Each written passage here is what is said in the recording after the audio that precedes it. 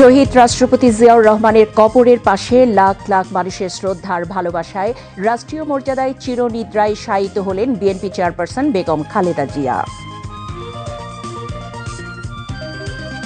মানিক মিয়া এভিনিউয়ে নজিরবিহীন জনসমুদ্রে দেশনেত্রী বেগম খালেদা জিয়ার নামাজে জানাজা অনুষ্ঠিত। প্রধান উপদেষ্টা ও বিদেশি অতিথি সহ লাখ লাখ মানুষের অংশগ্রহণ। খালেদা জিয়ার চিরপ্রস্থান হলেও কোটি মানুষের হৃদয়ে তিনি চিরজাগরুক থাকবেন প্রজন্ম থেকে প্রজন্ম, বলছেন জানাজায় অংশ নেওয়া বিভিন্ন শ্রেণী পেশার মানুষ।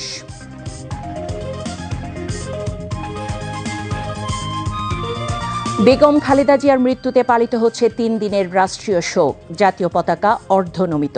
বিদেশে বাংলাদেশের মিশনগুলোতে খোলা হয়েছে শোক বই।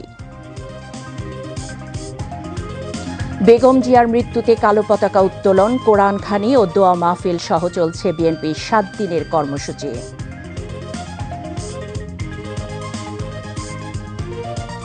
তারেক রহমানের সঙ্গে বিভিন্ন দেশের প্রতিনিধিদের সাক্ষাৎ। বেগম খালেদা জিয়ার মৃত্যুতে শোক ও সমবেদনা প্রকাশ।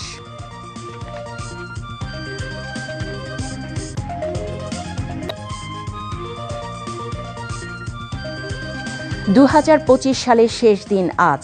আগামীকাল নতুন সূর্যোদয় নিয়ে আসবে নতুন বছর 2026। নববর্ষকে স্বাগত জানাতে প্রস্তুত বিশ্ববাসী। গাজায় মানবিক সহায়তা কার্যক্রমে জড়িত কিছু সেবা সংস্থার কার্যক্রম বন্ধের সিদ্ধান্ত ইসরায়েলের।